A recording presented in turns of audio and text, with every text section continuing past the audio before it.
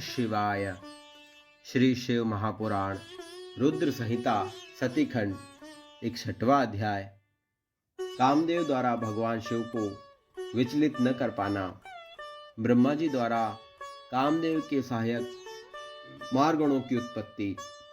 ब्रह्मा जी का उन सबको शिव के पास भेजना, उनका वहां विफल होना, गणों सहित कामदेव का वापस अपने आश्रम को लौटना। ब्रह्मा जी बोले, हे मुनीश्वर, अनुचरों के साथ उस काम के शिव स्थान में पहुंच जाने पर अद्भुत चरित्र हुआ, उसे सुनिए। सभी लोगों को मोहित करने वाले उस महावीर काम ने वहां पहुंचकर अपना प्रभाव फैला दिया और सभी प्राणियों को मोहित कर लिया। हे मुने, वसंत ने भी महादेव जी को अपना मोहित करने वाला प्रभाव दिखाया, जिससे समस्त वृक्ष एक साथ ही फूलों से लद गए। उस समय काम ने रति के साथ शिव को मोहित करने के लिए अनेक यत्न किए, जिससे सभी जीव उसके वशीभूत हो गए, किंतु गणों सहित शिव जी उसके वश में नहीं हुए। हे मुने, इस प्रकार चेष्टा करते हुए जब वसंत सहित उस काम के समस्त यत्न निष्फल हो गए, तब वहां अहंकार रहित हो गया और लौटकर अपने स्थान पर चला गया। हे मुने, उस ब्रह्मा को प्रणाम कर उदासीन था अभिमान रहित कामदेव को गदगद वाणी से मुझसे कहने लगा। कामदेव बोला, हे ब्राह्मण, शिव को मोहित नहीं किया जा सकता, क्योंकि वे योग परायण हैं। उन शिव को मोहित करने वाली शक्ति मुझमें है ही नहीं और न किसी अन्य में है। हे ब्रह्मा, मैं मित्र वसंत तथा रति के साथ उन्हें मोहित करने के अनेक उपाय किए, किंतु शिव में वे सभी निष्फल हो गए। हे ब्रह्मा, हम लोगों ने शिव को मोहित करने के लिए जिन उपायों को किया, उन विविध उपायों को मैं बता रहा हूँ। हे मुने, हे तात, आप सुनिए। जब शिवजी संयमित होकर समाधि लगाकर बैठे हुए थे, तब मैं मोहित करने वाले वेगवान सुगंध युक्त तथा शीतल वायु को त्रिनेत्र महादेव रुद्र को विचलित करने लगा। मैं अपने धनुष तथा 5 पुष्प बाणों को लेकर उनके चारों ओर छोड़ता हुआ उनके गणों को मोहित करने लगा। उस प्रदेश में मेरे प्रवेश करते ही समस्त प्राणी मोहित हो गए, किंतु गणों सहित भगवान शिव विकार युक्त नहीं हुए। हे विधे, जब वे प्रमथाधिपति शिव हिमालय के शिखर पर गए, तब मैं भी वसंत और रति के साथ वहां पहुंच गया। जब वे मेरु पर्वत पर और नागेश्वर पर्वत पर गए, तो मैं वहां भी गया। जब वे कैलाश पर्वत पर गए, तब भी मैं वहां पर गया। जब वे किसी समय समाधि से मुक्त हो गए, तो मैंने उनके सामने 2 चक्र रखे। उन 2 चक्र रचे, जो उन दोनों चक्रों में स्त्री के हाव भाव युक्त दोनों कटाक्ष थे। मैंने दाम्पत्य भाव का अनुकरण करते हुए उन नीलकंठ महादेव के सामने नाना प्रकार के भाव उत्पन्न किए। पशुओं तथा पक्षियों ने भी उनके सामने स्थित होकर गणों सहित शिवजी को मोहित करने के लिए मोहकारी भाव प्रदर्शित किए। रसोक्त युक्त हुए मयूर के जोड़ों ने अनेक प्रकार की गतियों का सहारा लेकर विविध प्रकार के भावों उनके आगे पीछे प्रदर्शित किए, किंतु मेरे बाणों को कभी भी अवकाश नहीं मिला। मैं यह सत्य कह रहा हूँ, हे लोकेश, शिवजी को मोहित करने की शक्ति मुझ में है ही नहीं। इस वसंत भी उन्हें मोहित करने के लिए जो उचित उपाय करने थे, वो भी किए। हे महाभाग, उन्हें आप सुने, मैं सत्य कह रहा हूँ। इस वसंत ने श्रेष्ठ चंपक, केसर, बाल, इलायची, कटहल, गुलाब, नाग केसर, पुन्नाग, किशुक, केतकी, मालवी, मल्लिका, पर्णभारी एवं पूर्वक आदि पुष्पों को जहाँ भी शिवजी बैठते थे वहीं विकसित कर दिया। इस वसंत ने शिवजी के आश्रम में तालाब भी सभी फले हुए कमलों को मलय पर्वत से यत्नपूर्वक अत्यंत सुगंधित कर दिया। सभी लताएं फूल से युक्त और अंकुर समूह के साथ सन्निकट के वृक्षों में बड़े प्रेम से लिपट गई। सुगंधित पवनों से खिले हुए फूलों से युक्त उन वृक्षों को देखकर मुनि भी कमल के वशीभूत हो गए।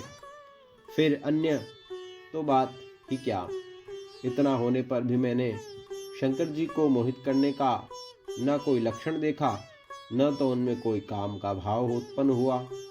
इतना सब कुछ करने पर भी शंकर जी ने मेरे ऊपर रंच मात्र भी क्रोध नहीं किया। इस प्रकार सब कुछ देखकर तथा उनकी भावना को जानकर मैं शिवजी को मोहित करने के प्रयास से विरत हो गया।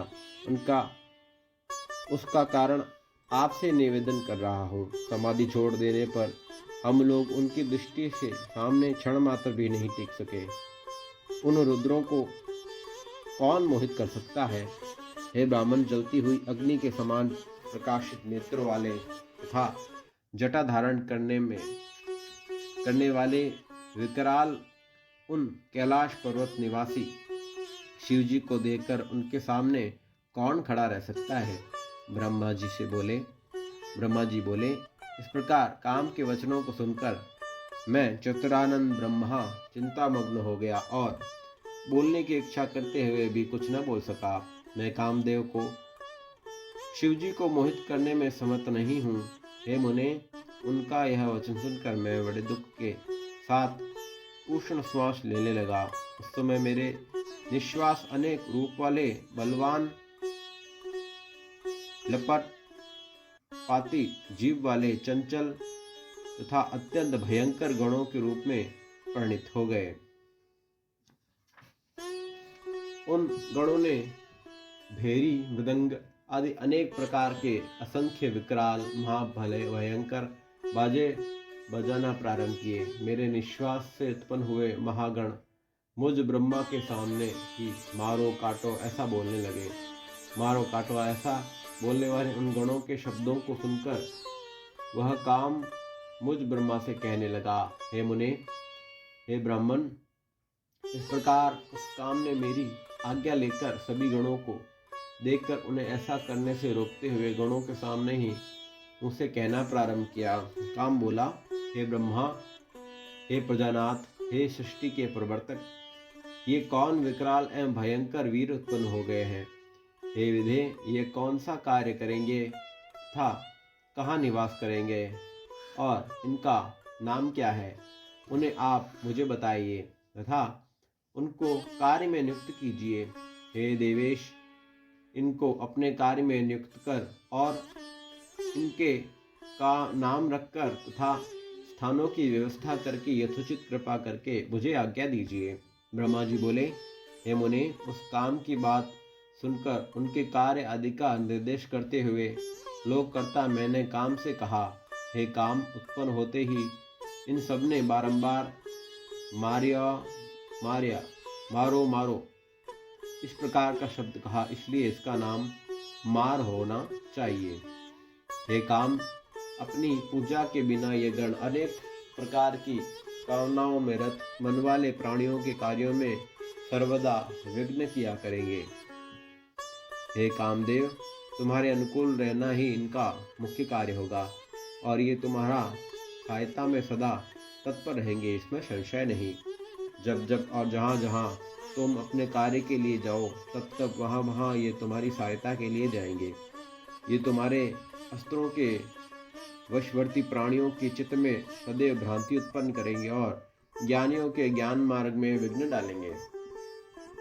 ब्रह्मा जी बोले, हे मुनि सत्तम, मेरे इस वचन को सुनकर रति और वसंत सहित वह कामदेव कुछ प्रसन्न मुख हो गया। मेरी बात सुनकर वे सभी गण अपने अपने स्वरूप में मुझ कामदेव को चारों ओर से घेरे हुए बैठ गए। इसके बाद मुझ ब्रह्मा ने काम को प्रेम पूर्वक कहा, हे मदन, मेरी बात मानो।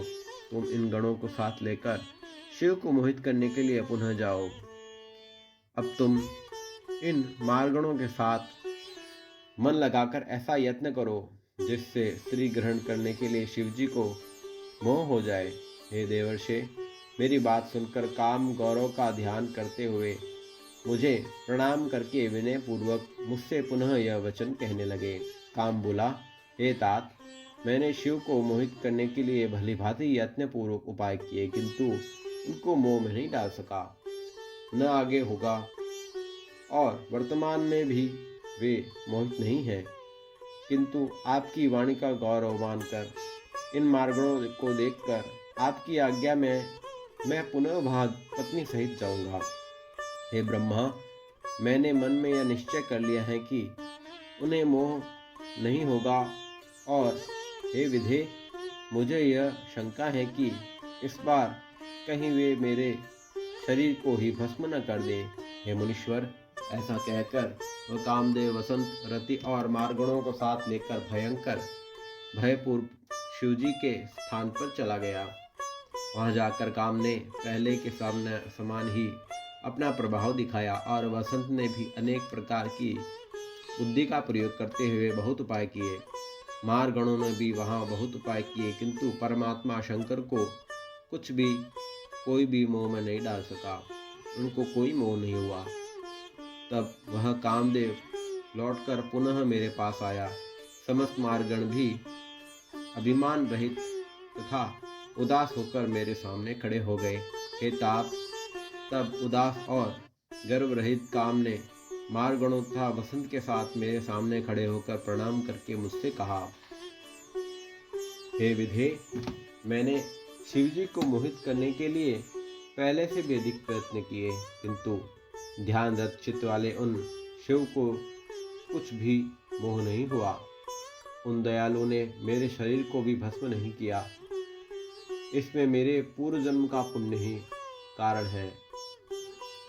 वे प्रभु सर्वथा निर्विकार है।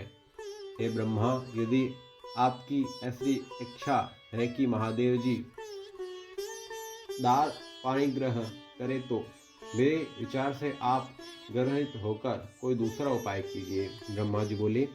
ऐसा कहकर कामदेव मुझ प्रणाम करके गर्व का खंडन करने वाले दीन वत्सल शंभु का स्मरण करता हुआ परिवार सहित अपने आश्रम को चला गया। ओम नमः शिवाय। श्री शिव महापुराण रुद्र संहिता सती खंड 61वां अध्याय संपूर्ण हुआ।